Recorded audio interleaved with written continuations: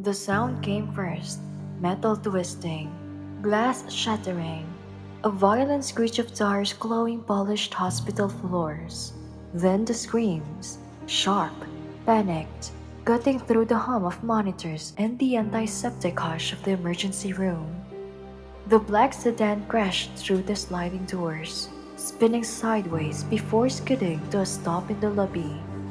Glass glittered across the floor, smoke curling from the crumpled hood. Beneath the front panel, a man lay pinned, legs twisted, blood spreading fast across the tile. Chaos detonated. Doctors scattered for cover. Nurses yelled into phones, and voices tangling in codes and numbers. Alarms shrieked. The lobby pulsed with noise, panic, and orders barked over orders. Someone shouted for a trauma surgeon. Another yelled to clear civilians, but the nearest surgeon was floors away. The man under the car twitched once, then he went still. And in the corner, by the supply closet, mop bucket half full of gray water, Frank froze. Navy scrubs, rubber gloves, mop in hand. He'd been invisible here for 3 years, a fixture like the linoleum underfoot. No one looked at him now either, but Frank's eyes locked on the victim, and something stirred. Not ancient, not vague, something remembered. He knew that sound, that silence after the twitch, the way blood spread when the pulse collapsed. He'd seen it before, long ago, in a place no one here would believe he'd ever been. His chest tightened. Step forward and everything changes. Stay still and the man dies. The 60 seconds were already slipping away. Have you ever realized the quiet person around you was carrying a story you've never imagined? Share your thoughts below and make sure to subscribe for more powerful stories. Frank had a way of disappearing without ever leaving. Not like a ghost, more like a furniture. He moved through Mercy General Hospital the way shadows live through light. Always present, rarely seen, necessary but never acknowledged. At 5:30 sharp, he clocked in through the service entrance. At 2 in the morning, he clocked out the same way. In between, he mopped, emptied bins, and wiped railings. He was the quiet hum behind the chaos, the one who kept the floor clean enough for the rest of the world to pretend he wasn't there. The staff had their jokes. Careful, don't trip over the mop, old man, Dr. Brannan would say, flashing his residents a grin. They laughed, not at Frank exactly, but through him. He never answered, never explained. He just shifted his bucket aside, nodding politely, like a piece of furniture that had learned manners. In the cafeteria, he ate alone, corner table, back to the wall, listening to other people's lives. Doctors bragged about impossible saves, nurses vented about impossible patients, and administrators who cursed at endless paperwork. Frank chewed slowly, eyes down, saying nothing. He'd become an expert at nothing. But sometimes, invisibility cracked. Like the night in pediatrics where a stuffed bear rolled under a bed and a mother, too exhausted to move, let it go. Frank dropped to his knees, reached into the shadows, and set the bear back in the girl's arms. Her smile, small, radiant, heartbreaking, glipped through the haze of fluorescent light. Frank returned it with the faintest curve of his lips, then vanished again into the routine. And sometimes, when he thought no one was watching, his hands drifted to his pocket. A pair of dog tags rested there, dented, scratched. The letters worn down from years of finger tracing them like scripture. He would turn them over once, twice, as if searching for something written between the lines. Then, he tucked them away before anyone noticed. The tags clinked softly when he walked. No one else ever heard it, but to Frank, it was deafening. The sound of a rhythm he'd once lived by, the echo of orders he couldn't forget. There was a stillness about him, like a man who'd seen too much and decided silence was safer than memory. Nobody asked who he really was. Nobody cared. But that night they would. The crash happened at 9:47 p.m. on a Tuesday. Frank was in the East Wing, third pass of the night. The ER was alive with its usual after-dark rhythm. Overdoses, chest pains, broken bones. He'd learned to tune it out, dip them up, ring it out, push forward, pull back. The repetition calmed him, kept him safe. Then came the sound, a shriek of tires too sharp for polished tiles. A split second later, the glass exploded. The sliding doors didn't open, they shattered, flung inward like a shrapnel. A black sedan burst through the entrance like a missile, metal screaming, hood folding in on itself as it plowed into the reception desk. Chaos erupted. Shards caught in the fluorescent light like glitter. A nurse cried out, clutching her bleeding arm. A computer monitor spun across the air before slamming down. Papers scattered, fluttering like startled birds. The fire alarm triggered, then sprinkles. Cold water poured down in sheets, turning the lobby into a storm. And underneath the crumpled front end, twisted and trapped, was the driver. Mid-30s, jeans, a flannel shirt already soaked dark with blood. His legs was crushed at the femur. Frank saw the rhythm of the spray. Arterial, fast, too fast. A severed femoral artery gives you maybe 2 minutes before shock, 4 before death. Dr. Brennan came running, white coat flaring behind him, barking orders that vanished into the chaos. Trauma team, vascular, get this car off him. 2 orderlies threw themselves at the sedan, straining until veins bulged in their necks. Useless. It was wedged too tightly. A young nurse pressed gauze against the wound. Her hands shook, blood soaking through in seconds. He's losing too much blood, she shouted. We need to clamp the artery. Wait for the surgeon, Brannon snapped, but his voice carried a hint of hesitation. Even he saw the truth. The man didn't have minutes to spare. Look at him, the older nurse barked, steady even in panic. He's crashing, he won't make it. Monitors beeped frantically, then slower, weaker, each note further apart. Onlookers pressed forward. Security shoved them back. A paramedic dug into his kit with frantic hands, but the hopelessness in his eyes betrayed him. Frank stood on the edge of it all, mop still in his grip. Water ran down his face from the sprinklers, but something burned behind his eyes. The ER blurred, and suddenly, he wasn't there anymore. The air smelled of dust and diesel, not antiseptic. The water on his skin turned to desert heat, sun hammering down. He heard another crash, different but the same.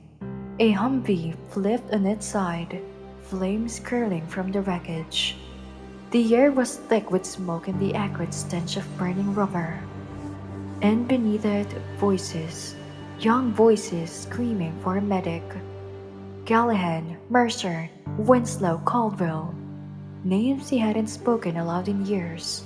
Names etched into him like scars. Frank's breath hitched. He felt the weight of a rifle against his back, the dry bite of sand in his teeth.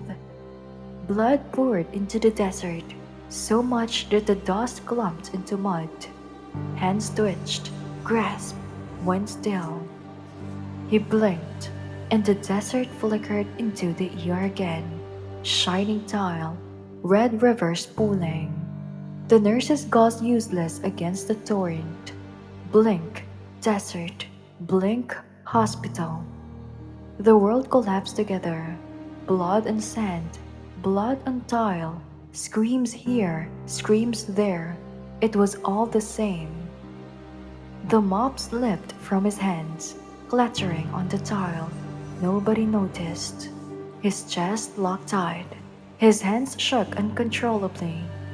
Vision tunneled, edges darkening, the world closing in. He knew what was happening. Panic attack, but knowing didn't stop it. His breath came shallow, ragged. He wanted to run. He wanted to rip off his scrubs, clock out, walk to his truck and never come back. That's why he'd chosen this life. That's why he mopped floors and kept his head down. To never stand in this place again. To never feel the heat of blood, the weight of another's life in his hands. To never hear those voices in his head whispering, not again. Frank, a voice pierced through. A nurse, Maria, young, her eyes wide. Frank, are you okay? You're pale. He couldn't answer. His gaze was locked in the spreading red tide beneath the sedan. Blood that wouldn't stop. The victim gasped weakly, chest rattling. His eyes rolled back. The monitor stretched into one long unbroken tone.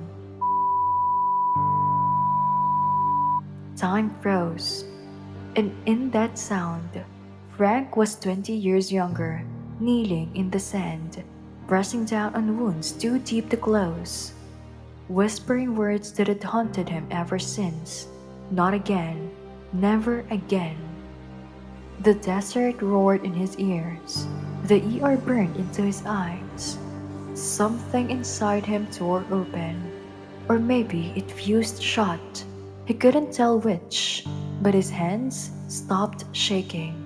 His breath steadied. His vision cleared. And for the first time in years, he didn't run. He moved. Frank's hands went to his belt before his brain caught up. Muscle memory. 20 years dormant but still there, coiled and waiting like a snake. The letter whipped free with a crack of the buckle against tile. He dropped to his knees beside the wreckage, glass slicing through his scrubs, biting into his shins. He didn't feel it, didn't care. The man under the sedan was fading fast. Frank looped the belt high on the thigh, above the pulsing wound, and yanked hard, too hard. The leg spasmed. The leather bit into flesh. He adjusted, pulled again. The gush of blood slowed, from a fountain to a sluggish trickle. A voice cut through the noise. "What the hell are you doing?" Dr. Brennan, eyes blazing, white coat soaked through the sprinklers. "Tourniquet," Frank said, not looking up. His fingers tested the tension, adjusting until it felt right. The femoral artery severed. He's got maybe 90 seconds before hypovolemic shock kills him. His voice startled him, calm, clipped, clinical. The voice of combat medic Frank Castellano, not Janitor Frank. Brandon froze, incredulous. How do you... Time for questions later. Frank's gaze locked onto the young nurse beside him, hands trembling on sudden gauze. What's your name?" Erin. "Erin, listen. Move your pressure here." He repositioned her hand just below the belt. "Firm and steady. Don't let go. You'll handle cramp. Go numb. Push through it, understand?" She nodded, shaky but focused. "Stop!" Brandon barked suddenly. He lunged forward, trying to shove Frank's hand aside. "You're not trained for this. You're a janitor." Frank snapped his head up, eyes like steel. "If you touch me, he dies." The tone was so sharp, so certain. Brennan actually stopped. For a beat, the entire ER seemed to hold its breath. The monitor screamed flatline. Someone shouted, "He's coding!" Frank was already moving. He slid higher, locked his palms over the man's sternum, and began compressions. 1, 2, 3, 4, 5. The rhythm consumed him. 30 compressions, 2 breaths. Nothing else mattered. The ER erupted again, but this time in confusion. Nurses looked at Brennan, unsure if they should intervene.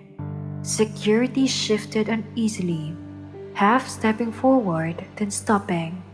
Erin pressed gauze with white-knuckled determination, and Brennan, hands clenched, stood frozen, watching the janitor work with a precision no cleaner should have.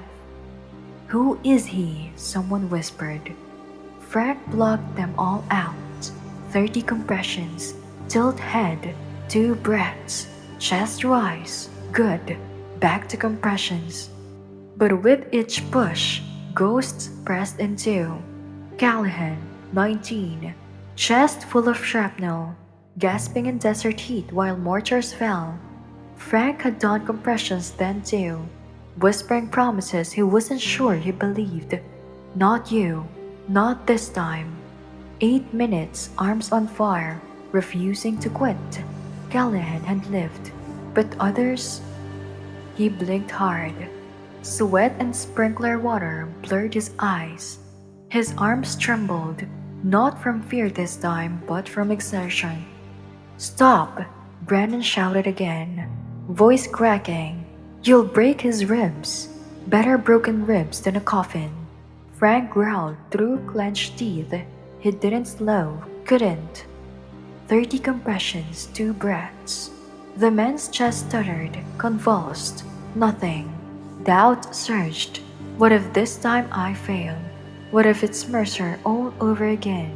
Eyes going glassy, pulse slipping through my fingers. Frank's hand faltered for half a second, just half. "Don't stop," Aaron's voice, shrill with panic. "Please."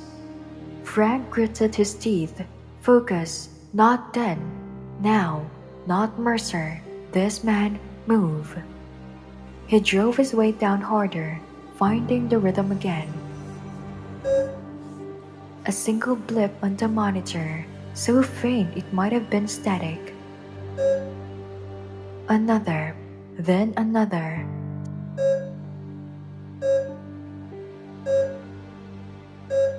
Staggered, irregular, but a rhythm nonetheless. The man beneath him convulsed, coughed, a wet, rattling gasp, and dragged air into his lungs.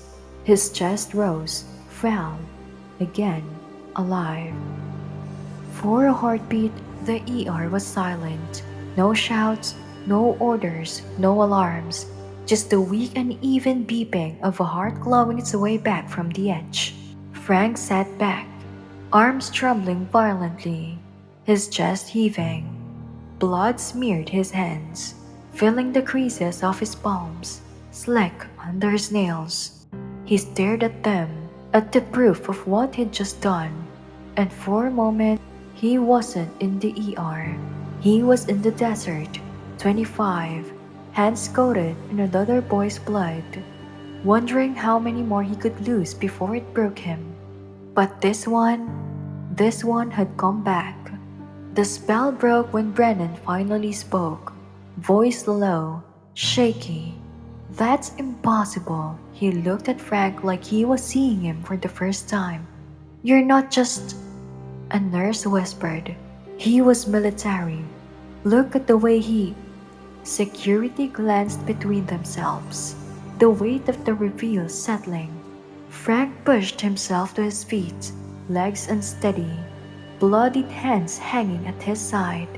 The eyes of the room burned into him. Fear, awe, confusion. He met none of them. His gaze stayed fixed on the men's gasping under the wreckage. Around him, chaos resumed. Doctors rushing forward, nurses shouting vitals. orderlies scrambling for equipment. But the center of gravity had shifted. Everyone had seen. Everyone knew. The janitor was gone. In his place stood someone else entirely. Frank Castellano, combat medic, a man who swore he'd left that life buried in sand and blood. And tonight, whether he wanted it or not, it had come roaring back. The hospital cafeteria smelled of burnt coffee and bleach. Fluorescents buzzed overhead. Vending machines hummed behind him. Frank sat in his usual corner, a half-eaten sandwich before him, hands raw from disinfectant curled around a paper cup. He listened to the chatter, nurses trading stories, doctors dissecting cases, administrators complaining about paperwork, the sound that flowed around him like he wasn't there. Today felt different. Eyes followed him. Whispers trailed his name. Ever since the night a car tore through the ear doors and he saved a man's life, people had been looking at him differently. The janitor they used to overlook now carried something no title could grant: respect. And Frank, who had spent years trying to stay invisible, didn't quite know what to do with it. A voice snapped him out of his thought. Frank! Dr. Brennan stood a few feet away, lab coat pristine, expression unreadable. Behind him hovered a cluster of residents, their usual smirks gone. Brennan's eyes, sharp and assessing, locked onto Frank like he was seeing him for the first time. Can we talk? Frank's jaw tightened. He rose slowly, nodding once. The cafeteria quieted as the two men walked out together, whispers chasing them down to the corridor until they stopped outside an empty supply closet. Brennan crossed his arms, posture rigid. You went into that ward last night, Brennan said. Not a question. Frank's jaw worked, but he stayed silent. You carried that boy out when no one else could find him. Brandon's tone wasn't admiring, it was accusatory, like Frank had violated an unspoken rule. What are you? A janitor? Charging into burning corridor? Charging into a burning corridor. Do you realize how reckless that was? Frank looked past him, eyes tracing the sterile tiles on the wall. His throat felt thick. I just did what needed to be done, he murmured. Brennan scoffed, a harsh sound. That's not an answer.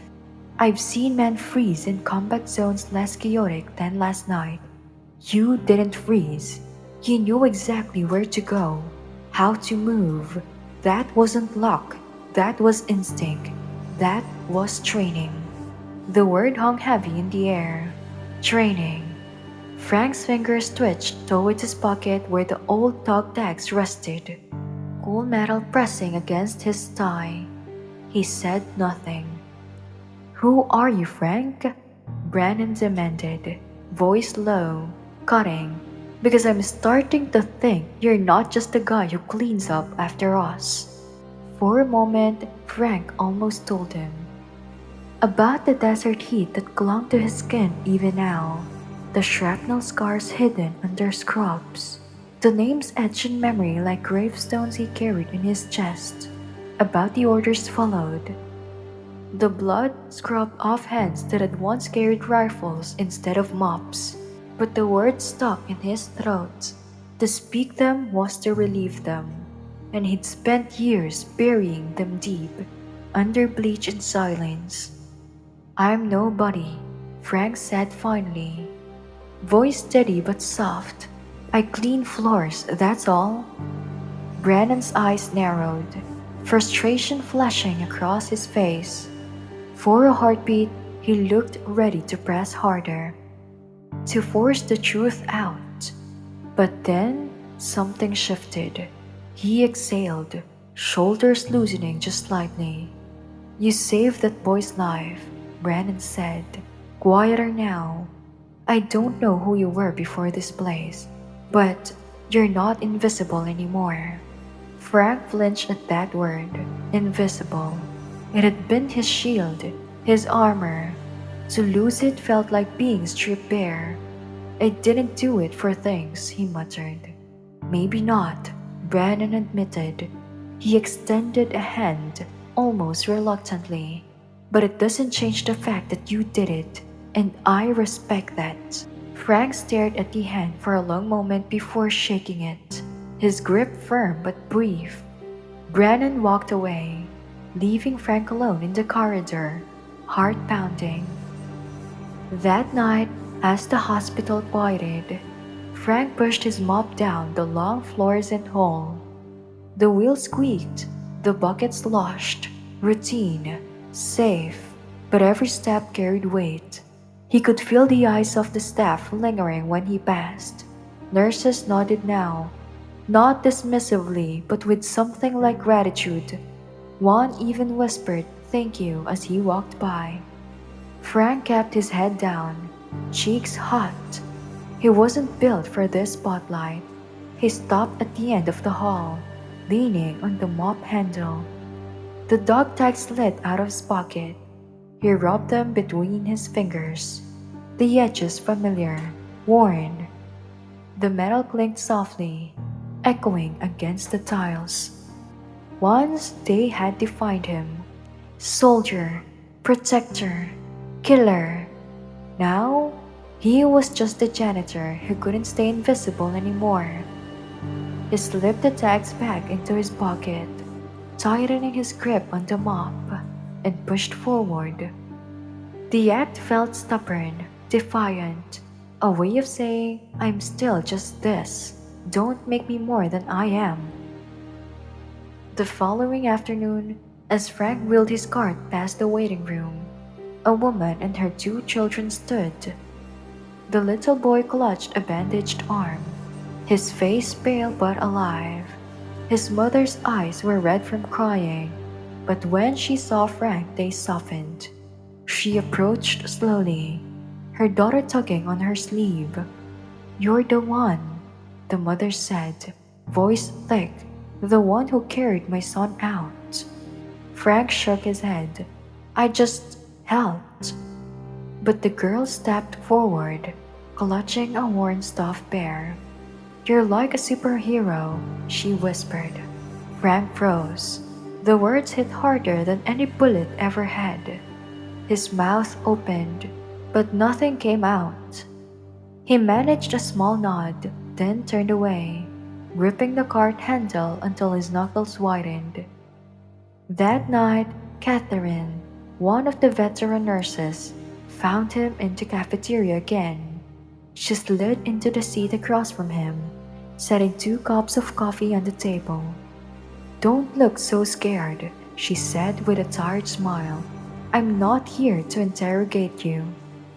Frank's eyes dropped to the coffee, steam curled upward. You did something extraordinary, she continued, and you're trying to pretend it didn't happen. But people see you now, Frank, whether you like it or not. I'm not a hero, he whispered. Maybe not, Catherine said. She leaned forward, her gaze kind but firm. But you don't have to stay a ghost either. Frank swallowed hard. For the first time in years, he let himself meet someone's eyes fully. In them, he saw no mockery, no dismissal, only recognition. The weight of the dog tags pressed against his leg, heavier than ever. He didn't answer her. Instead, he took the cup of coffee, lifted it to his lips, and drank. The warmth spread through him, unsettling and comforting at once. Outside, the storm had cleared. The world was quieter now, but something in Frank had shifted. He wasn't ready to step into the light, but maybe, just maybe, he'd stop running from it. 3 weeks passed like water. Frank kept his routine, clocking in at 5:30, pushing the mop, emptying the trash bins, but the rhythm didn't suit him the way it once had. Everything felt tilted. The cloak of invisibility he'd worn so comfortably was gone, shredded by one night he hadn't asked for but couldn't undo. Now, the staff saw him. They nodded in the halls. They said his name. Some even stopped to thank him. It was easier in a way when they hadn't looked at him at all. Respect was heavier than dismissal. One morning, a young resident caught him between shifts. Mr. Castellano? His voice cracked with nerves. Dr. Brennan said you're the best at tourniquet placement. Would you show me? Frank blinked. A student doctor, asking him to teach? His throat tightened. He could still hear Brennan saying, textbook application. You saved that man's life. Words that didn't belong to a janitor. Still, he found himself in an empty conference room, looping a belt loosely around the kid's arm, showing pressure points. Explaining the difference between venous and arterial flow. Romance scribbled notes like the knowledge might save his own life someday. Maybe it would save someone else's. Word spread. Residents, then nurses, and even a few attendings came. Frank showed them tricks he'd sworn he'd buried. How to improvise. How to think under fire when the clog is already bleeding.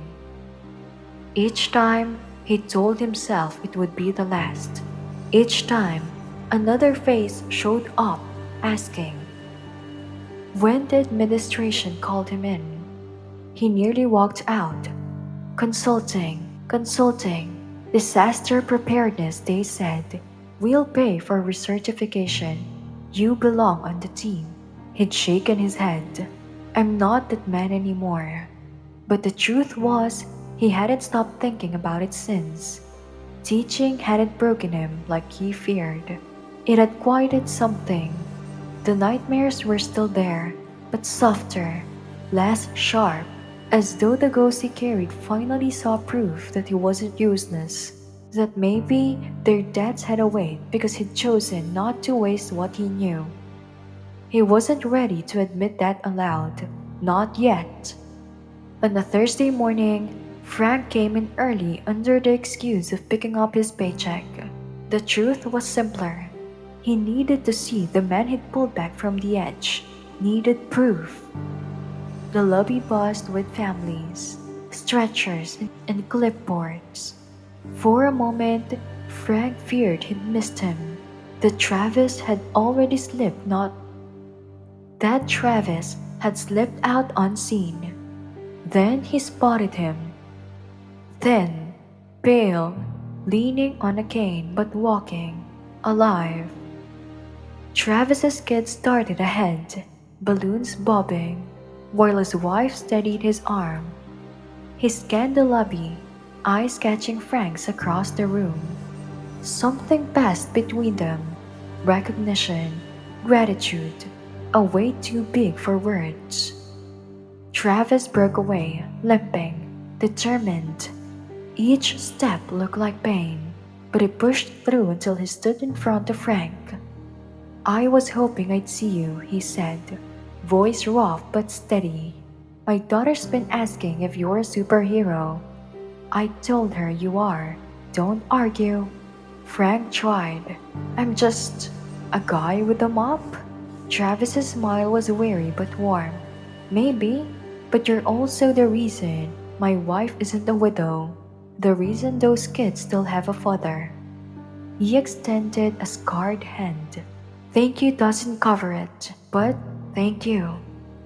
Frank shook his hand, feeling the pulse beneath the skin, proof of life. Before leaving, Travis pulled a folded paper from his jacket. Megan made this, said you'd keep it safe. Frank opened it slowly. A crayon drawing, a stick figure in blue holding a mop in one hand and a giant red heart in the other. Above it, crooked letters read, thank you for saving my daddy. Love, Megan. The page trembled in his hands. For years, he'd seen blood on his palms, names etched into dog tags he carried like pennants. Now, he saw a child's heart scrawled in red wax, trust pressed into paper. She worked on it for hours, Travis said. Frank's voice cracked. Tell her I'll keep it forever. Megan broke away long enough to tug Frank's sleeve. Are you really a superhero? He knelt, blinking against the sting in his eyes.